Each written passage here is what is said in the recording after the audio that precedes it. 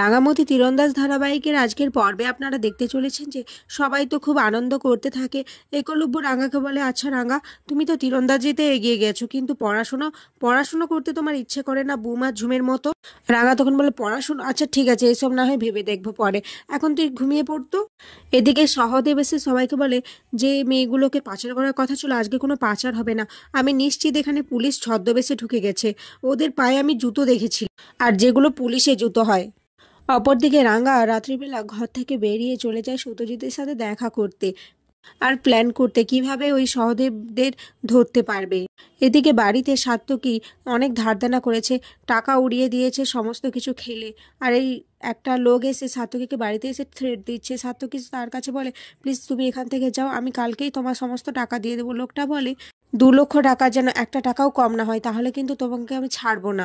এদিকে রাঙা সত্যজিতের সাথে দেখা করে সত্যজিৎ বলে, রাঙা, আমার মনে হয় আমাদের ইনফরমেশন লিক হয়ে গেছে, ওরা খবর পেয়ে গেছে যে আমরা এসে গেছি।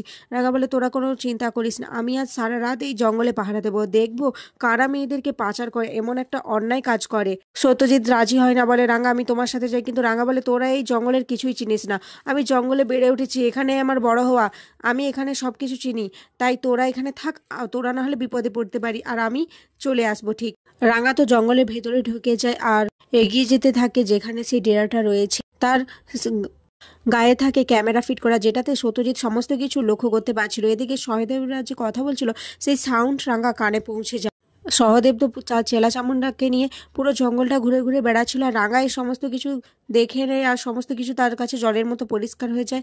আর এখানেই আজকের পর্ব শেষ হয়ে যায়।